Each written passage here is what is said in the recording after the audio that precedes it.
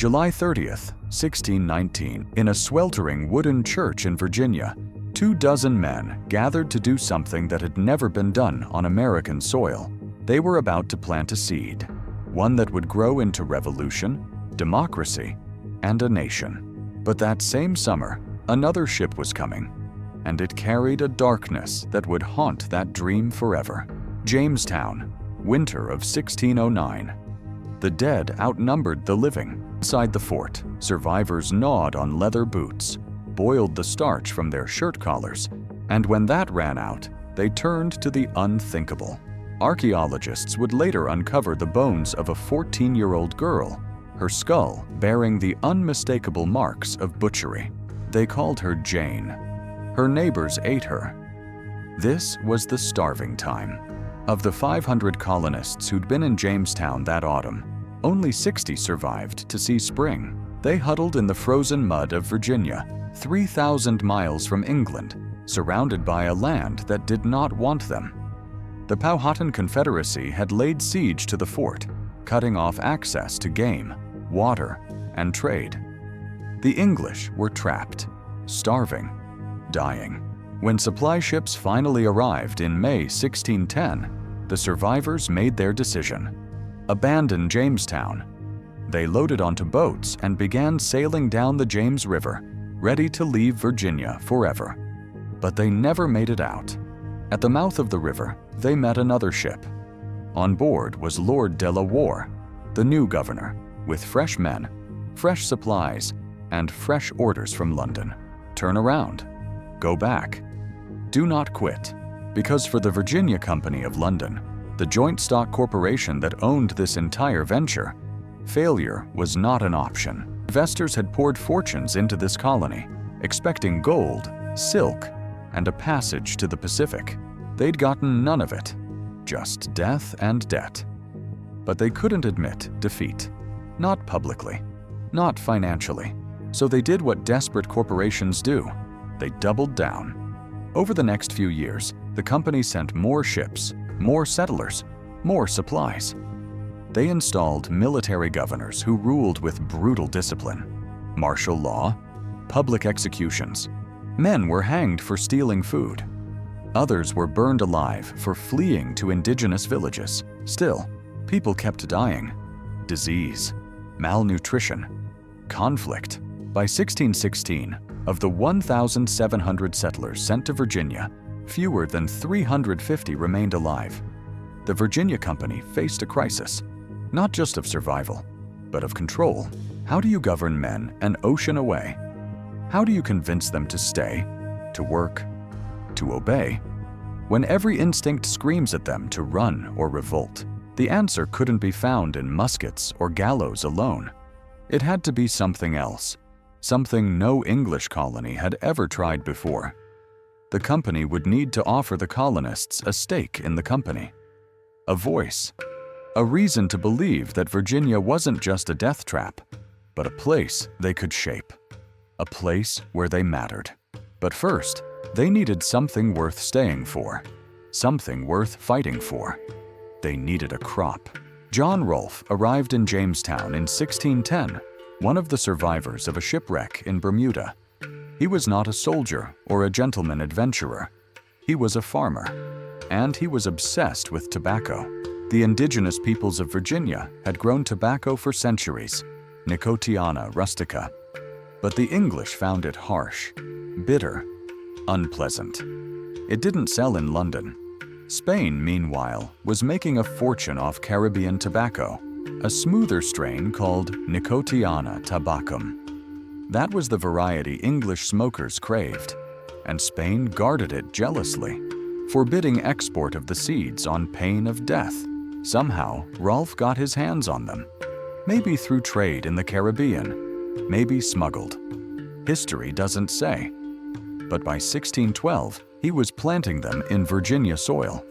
The gamble paid off. The Chesapeake climate, hot, humid, long-growing seasons, was perfect. Rolfe's tobacco was smooth, sweet, profitable. In 1614, he shipped 4 barrels to London. They sold out immediately. By 1617, Jamestown was exporting 20,000 pounds a year. By 1628, it was 500,000. Tobacco became Virginia's gold. Settlers planted it everywhere, in streets, in cemeteries, in every scrap of cleared land. It was backbreaking work, planting, weeding, suckering, worming, cutting, curing, packing. It required labor, lots of it, and it required land. The Virginia Company, smelling profit at last, began offering private ownership. Before, land had been communal, controlled by the company, but in 1618, under a new treasurer named Sir Edwin Sandys, the company enacted sweeping reforms. Settlers who paid their own way to Virginia would receive 50 acres. Investors who paid someone else's passage, called headrights, got 50 acres per person transported. Suddenly, Virginia wasn't just a company plantation. It was a place where an Englishman could own property, build wealth, control his future. But that created a new problem. Landowners don't like being told what to do, especially by a corporation thousands of miles away. Especially when they're the ones risking their lives, clearing the forests, fighting the Powhatans, sweating through the tobacco harvests. They wanted a say in how things were run, what laws governed them, how taxes were set, who held power. The Virginia Company understood if they didn't give the settlers some form of self-governance, they'd lose them. Rebellion, desertion, chaos. So Sir Edwin Sandys, a member of Parliament and a believer in English liberties, crafted a radical solution. He drafted what became known as the Great Charter of 1618. It promised colonists the rights of Englishmen. It established private property. It ended martial law.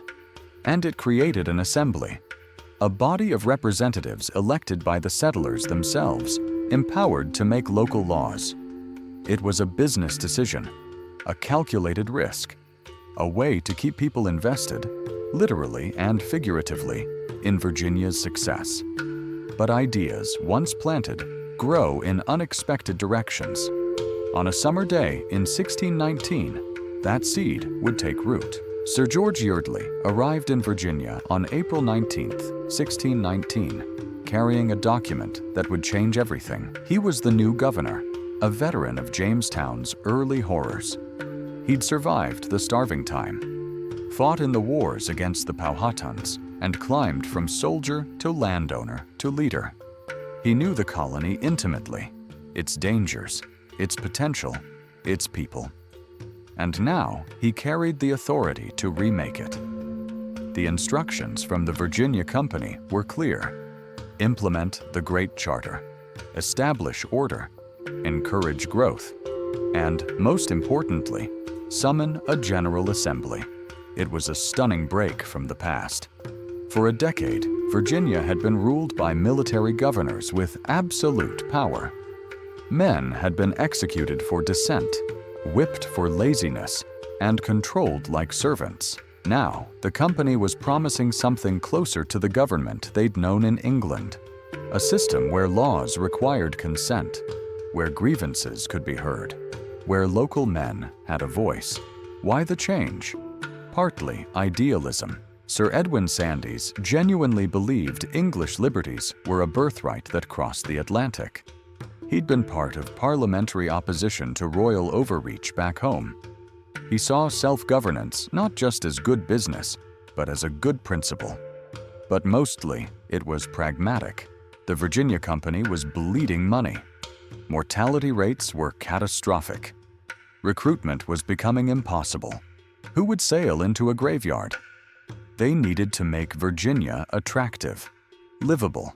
The settlers were required to stay, to invest, to build families and futures. Giving them a stake in government was the carrot that might finally work. Yeardley wasted no time. Within weeks of landing, he issued a proclamation. Elections would be held. Each of the 11 settlements, called hundreds and plantations, would choose 2 burgesses to represent them. The word burgess came from the Old English term for a representative of a borough or town. These men would gather in Jamestown for Virginia's first legislative assembly. The requirements to vote or serve were simple by the standards of the time. You had to be a free man. You had to be a landowner or head of household. Indigenous people, women, servants, and the enslaved had no voice. This was not democracy as we understand it today. It was governed by a narrow elite, propertied Englishmen who'd survived long enough to matter. But narrow or not, it was unprecedented.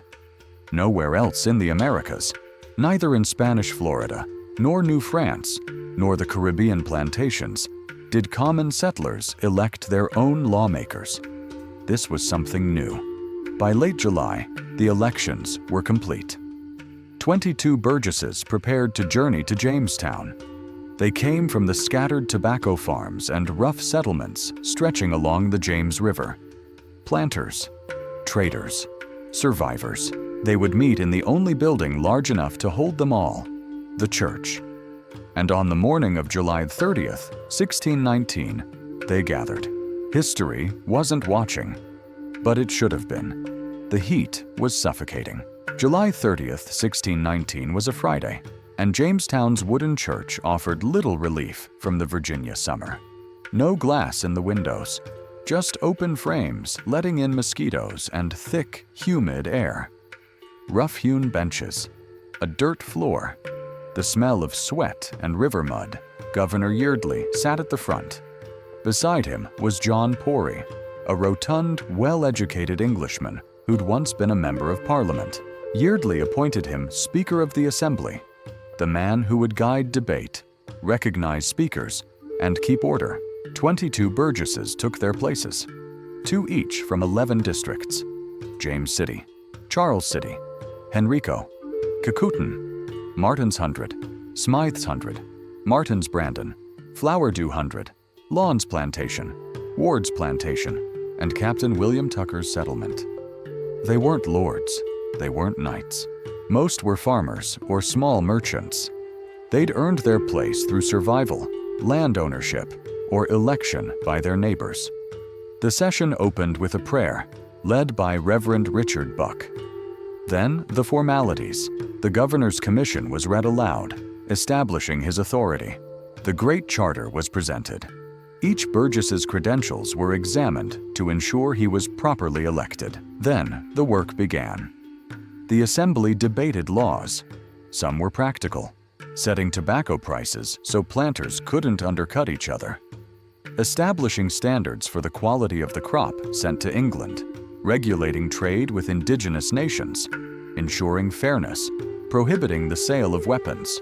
Others were moral, laws against drunkenness, against gambling, against idleness, mandatory church attendance, fines for swearing, punishments for adultery.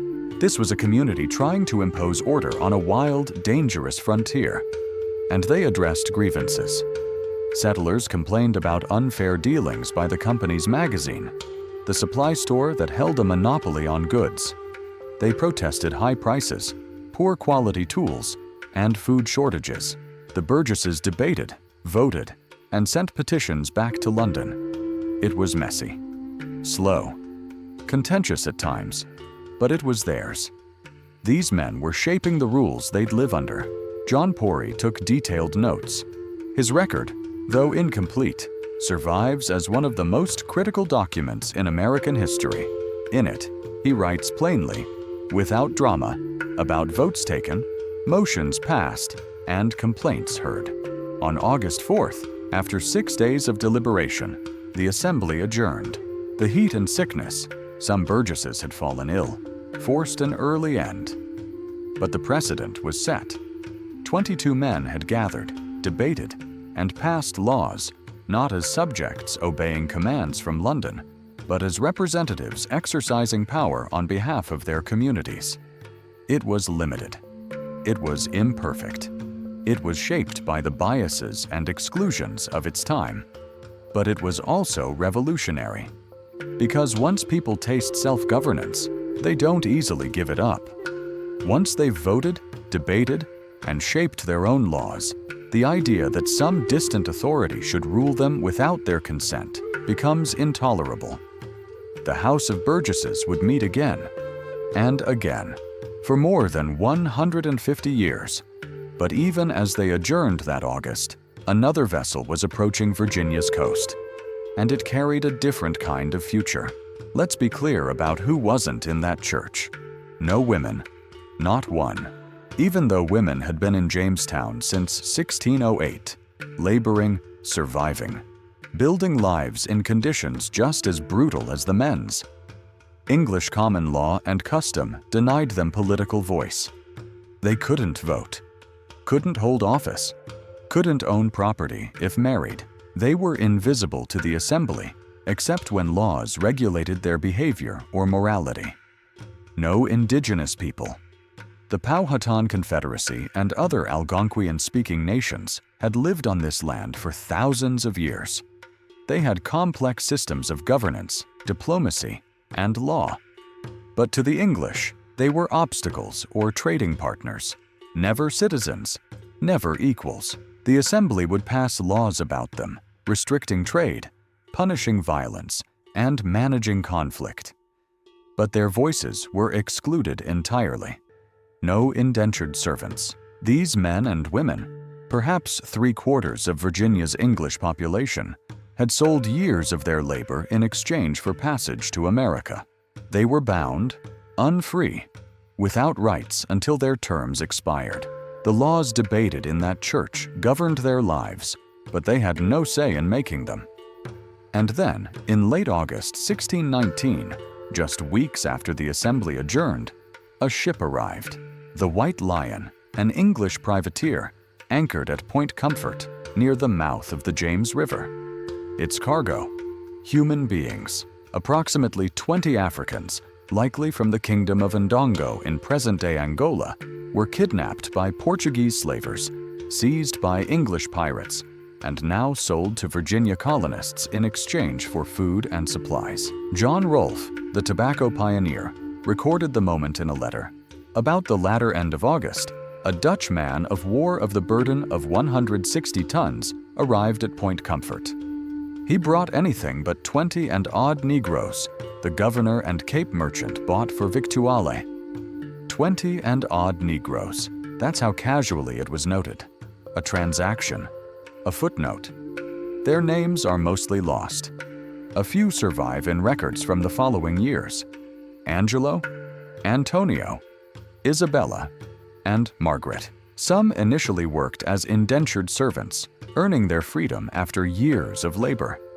A man named Anthony Johnson would later become a landholder and even own servants himself. For a brief, uncertain period, the status of Africans in Virginia was ambiguous. Some gained freedom, some intermarried, some testified in court. But that ambiguity wouldn't last. Over the following decades, Virginia would pass law after law, hardening racial boundaries. By the 1640s, slavery was becoming hereditary and race-based. By the 1660s, it was codified. Africans and their descendants were property, permanently, by bloodline. The same colony that in 1619 created the first representative assembly in America also laid the foundation for chattel slavery. 2 ships, 2 futures. One summer, the House of Burgesses would later pass those slave codes. They would decide that black lives were commodities, that freedom was reserved for whiteness, that democracy had a color. This is the paradox at the heart of American history. The same impulse that demanded self-governance and resisted tyranny also built a system of bondage and exploitation. One cannot be understood without the other. Both were born in 1619. The assembly didn't die after that first session. It took root. Despite early uncertainty, would the Virginia Company honor it? Would the king approve? The Burgesses kept meeting. Annually at first, then as needed. They became indispensable. Throughout the 1620s, the House of Burgesses expanded its authority. It passed laws regulating agriculture, trade, and morality. It set tax rates on tobacco exports. It controlled the budget. It investigated abuses by corrupt officials. It reviewed land grants and settled disputes. The Burgesses weren't radicals. They weren't revolutionaries. Most were loyal subjects of the crown, faithful Anglicans, and profit-driven planters. But they were also men who'd learned a hard truth. Survival in Virginia required local solutions to local problems. London was too far away, too slow, too ignorant of conditions on the ground. So they governed themselves. But the colony remained violent and fragile. On March 22, 1622, the Powhatan Confederacy launched a coordinated attack across English settlements. In a single morning, 347 colonists, nearly a third of Virginia's English population, were killed. Entire plantations were wiped out. The assault was led by Opechancanough, brother of the late Chief Powhatan, in response to years of English encroachment, betrayal, and land theft. The English response was brutal. The Assembly authorized total war. Crops burned, villages destroyed, peace treaties ignored, a strategy of extermination. And ironically, the massacre strengthened the Assembly's power. The crisis demanded quick decisions, local leadership, and coordinated defense. The Burgesses, not distant London bureaucrats, managed the response. They raised militias, allocated resources, and planned retaliatory raids. The more essential they became, the harder they were to dissolve. Meanwhile, the population slowly grew. New settlements appeared along the rivers. Tobacco exports soared. Wealth accumulated for those who survived. Women began arriving in greater numbers, often as part of the company's effort to create stable families. The Virginia Company even sent shipments of young women to become wives, their passage paid by prospective husbands in tobacco. It was transactional, often exploitative, but it signaled a shift. Virginia was becoming less a military outpost and more a society. The Burgesses regulated that society. They passed laws governing marriage, inheritance, and labor. They licensed taverns. They punished blasphemy and Sabbath breaking. They mediated conflicts between planters. And they resisted interference from England. When the Virginia Company tried to impose unpopular governors or unfair taxes, the Assembly pushed back. They sent petitions, withheld funds, and delayed enforcement. They discovered they had leverage. Because tobacco was profitable, and the company, and later the crown, needed that revenue. By the mid-1620s, the House of Burgesses had become a permanent fixture of Virginia life. It wasn't powerful by modern standards. The governor could veto its laws. The king could overrule it. But it had established something crucial: the expectation that Virginians would have a say in how they were governed. And once an expectation becomes tradition, tradition becomes a right. The right people will fight to protect. But in 1624, that right faced its greatest test. The Virginia Company was collapsing. By 1624, its finances were in ruins. Thousands of settlers had been sent to Virginia. Most had died. Investors saw no returns. Factions within the company fought bitterly over strategy. Reports of mismanagement, starvation, and the 1622 massacre reached London and scandalized Parliament. King James I, already suspicious of Sir Edwin Sandys and his reformist politics, saw an opportunity. He launched an investigation. The findings were damning: incompetence, disorder, financial chaos, catastrophic mortality. In May 1624, the king revoked the Virginia Company's charter. The corporation was dissolved. Virginia became a royal colony under direct control of the crown. The Burgesses were terrified. The company, for all its flaws, had granted them the Assembly. The king had made no such promise. Would he allow self-governance to continue? Or would he impose absolute royal authority, reducing Virginia to a military governorate ruled by royal decree? For several years, the answer was unclear. Governor Sir Francis Wyatt continued to summon the assembly, partly out of habit, partly because he needed their cooperation to govern effectively. But there was no formal guarantee, no charter, no legal protection. The Burgesses understood their vulnerability. So they did something brilliant. They made themselves indispensable. They controlled taxation. They managed land distribution. They organized a defense. They mediated disputes among powerful planters. They wrote the laws that kept the peace and regulated the tobacco economy that funded the crown's revenue. In short, they proved that royal governors needed them. And they sent petitions to London, carefully worded, respectful in tone, but firm in substance. The assembly was essential to Virginia's prosperity and stability. Dissolve it, and you risk rebellion, economic collapse, or both. The argument worked. In 1639, King Charles I officially recognized the House of Burgesses in Virginia's new royal charter. The assembly was no longer a corporate experiment. It was a permanent institution, sanctioned by the crown. It was a stunning victory. The Burgesses had outlasted the company that created them. They'd survived the transition from corporate to royal rule. They'd defended their existence not through rebellion, but through utility and persistence.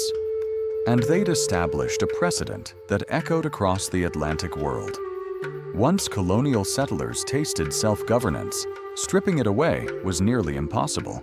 Other colonies watched closely. Maryland, founded in 1634, established its own assembly. Massachusetts, Plymouth, Connecticut, Puritan colonies in New England developed their own representative bodies. Each had different structures, different powers, different constituencies, but the core idea was the same. Laws required the consent of the governed. Of course, the governed remained narrowly defined. Property-owning white men. The assembly continued to pass laws entrenching slavery, dispossessing indigenous nations, and limiting women's rights. But the structure itself, the idea that political legitimacy flowed from elected representatives, became embedded in colonial life. By mid-century, it was no longer a Virginia experiment. It was becoming an American expectation. And expectations, once rooted, are hard to uproot. Even for kings, the Virginia model became a template. In 1634, the Calvert family founded Maryland as a haven for English Catholics. Within a year, they established the Maryland General Assembly. It wasn't charity, it was necessity. Settlers demanded a voice. Without it, recruitment would fail, investment would dry up, and the colony would collapse. In New England, the pattern repeated. The Pilgrims at Plymouth created their own compact in 1620, a self-governing agreement signed before stepping off the Mayflower. The Massachusetts Bay Colony, founded in 1630, quickly developed a general court where freemen elected representatives. Connecticut adopted the Fundamental Orders in 1639, often called the first written constitution in America. Each colony had unique motivations. Some were religious refugees seeking autonomy. Others were profit ventures mimicking Virginia's success. But all arrived at the same conclusion. Distance from England required local governance. Control couldn't be imposed from across an ocean. It had to be negotiated, shared, and earned. And English political culture reinforced it. Colonists believed they carried their rights with them. The Magna Carta, common law, parliamentary tradition, these weren't abstractions. They were inheritances. To be English was to have a voice in government, protection from arbitrary power, and due process under law. So even as royal governors wielded executive authority, colonial assemblies wielded the purse. They controlled taxation. They approved budgets. They paid governors' salaries, or withheld them when displeased. This created a structural tension that would simmer for over a century. But a darker parallel was spreading too. Virginia wasn't just exporting the idea of representative government. It was also codifying slavery. In 1640, Virginia courts began distinguishing between white indentured servants and black laborers. A white runaway might have his term extended. A black runaway could be enslaved for life. In 1662, the House of Burgesses passed a law making slavery hereditary through the mother, partus sequitur ventrum, ensuring that children born to enslaved women were automatically enslaved, regardless of their father's status. In 1667, another law clarified that baptism didn't grant freedom. Being Christian didn't make you English in the eyes of the law. Race did. By the 1680s and 1690s, Virginia had constructed a comprehensive slave code, defining black people as property, stripping them of legal personhood, criminalizing resistance, and authorizing brutal punishments. And other colonies followed: Maryland, the Carolinas.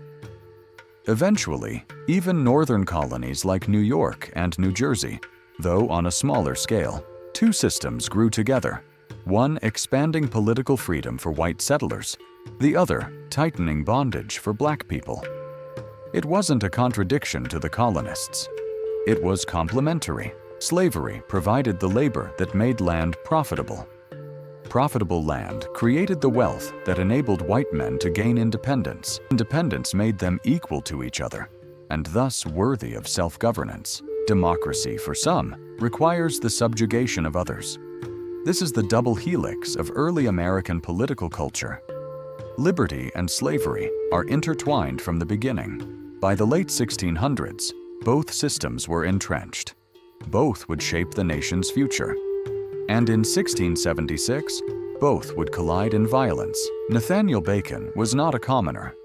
He was a gentleman, educated at Cambridge, wealthy, and well-connected. He arrived in Virginia in 1674, bought land near the frontier, and within 2 years was appointed to the Governor's Council.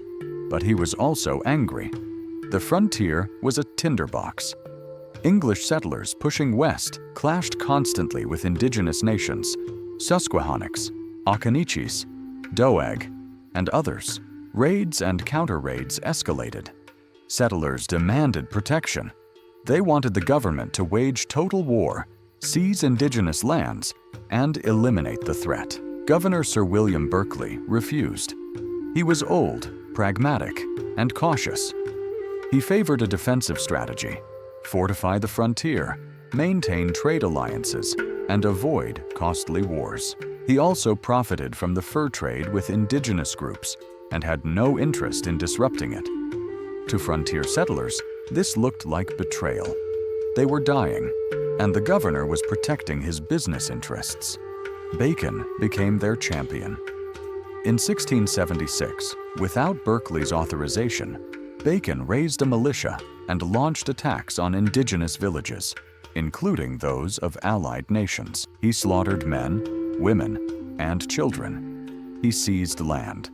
He returned a hero to many frontier settlers. Berkeley declared him a traitor and stripped him of his council seat. Bacon marched on Jamestown with hundreds of armed men. He demanded a military commission, the right to wage war, and reforms to Berkeley's government. Under duress, Berkeley granted it. Then Bacon demanded more. He wanted the House of Burgesses expanded to represent frontier settlers. He wanted corrupt officials removed. He wanted the governor's monopolies broken. This wasn't just a frontier uprising. It was a populist revolt that used the assembly as both a stage and a weapon. Elections were held under tense circumstances. Bacon himself was elected a Burgess. The assembly, filled with his supporters, passed Bacon's laws, reforms that expanded voting rights, curbed official corruption, and redistributed power. But Bacon didn't stop. When Berkeley fled Jamestown and revoked his commission again, Bacon seized the capital and burned it to the ground in September 1676. For months, Virginia teetered on the edge of anarchy. Bacon's forces controlled much of the colony. But in October, Bacon died suddenly, likely from dysentery. Without his leadership, the rebellion collapsed. Berkeley returned, arrested the leaders, and executed 23 men. The king, alarmed, recalled Berkeley to England and sent investigators. The governor's brutal reprisals were deemed excessive. Bacon's reforms to the laws were partially rolled back, but some remained in place. The rebellion revealed something crucial. The assembly was now a tool of popular power. It could be used not just to govern, but to challenge authority. It was a space where grievances could become movements. It also revealed the limits of colonial democracy. Bacon's rebellion wasn't a fight for universal freedom. It was a demand by white settlers for the right to seize indigenous land without restraint. It was populism built on racism and greed. But it proved that once people had representative government, they'd fight for it and use it in unexpected, sometimes dangerous ways. The House of Burgesses had become more than an institution.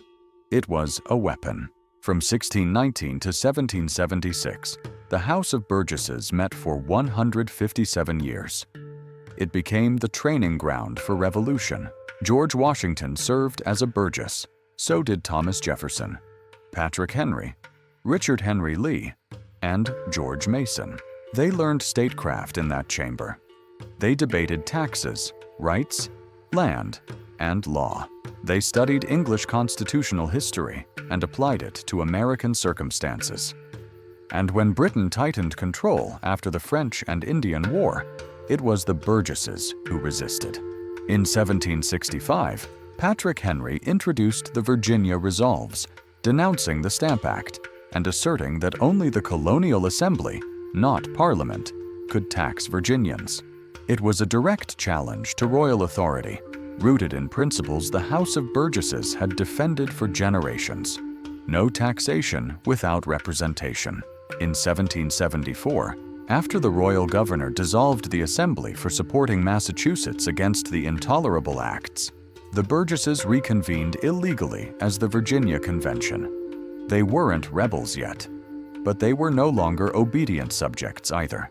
In 1776, the Virginia Convention declared independence from Britain, adopted a state constitution, and transformed the House of Burgesses into the Virginia House of Delegates. The same institution born in a Jamestown church became one of the founding pillars of the American Revolution. The ideas born there echoed into the Declaration of Independence. Government derives its power from the consent of the governed. People have the right to alter or abolish governments that violate their rights. These weren't abstract theories. They were lived experiences. Colonists had governed themselves for over a century. They'd elected representatives, passed laws, controlled budgets, and resisted tyranny. When Britain tried to impose taxes and laws without their consent, it violated everything they'd practiced and believed. But here's the tragedy. They fought for a freedom they denied to others. The same Virginia Convention that declared independence also upheld slavery. The same founding fathers who wrote, "All men are created equal," owned human beings. The same state that pioneered self-government passed laws ensuring black people had none. The House of Burgesses built both legacies. It planted the seed of American democracy, and it codified American slavery. This duality defines us still. The promise of equality and the reality of exclusion. The rhetoric of freedom and the structure of oppression. The vision of government by consent and the practice of rule by force. 1619 gave us both. It's tempting to tell a simple story, to celebrate the Burgesses as heroes of democracy, or to condemn them as architects of slavery. But history is messier than that. They were both. And understanding that contradiction is essential to understanding America. Because the fight that began in 1619 didn't end in 1776. It didn't end with the Civil War or the Civil Rights Movement, or today. It's still ongoing. The question of who gets a voice, who holds power, who is seen as fully human, that question remains unresolved. But it began in a wooden church on a sweltering July morning, when 22 men gathered to debate the price of tobacco and the shape of their future. They didn't know they were making history, but they were, and we're still living in its shadow.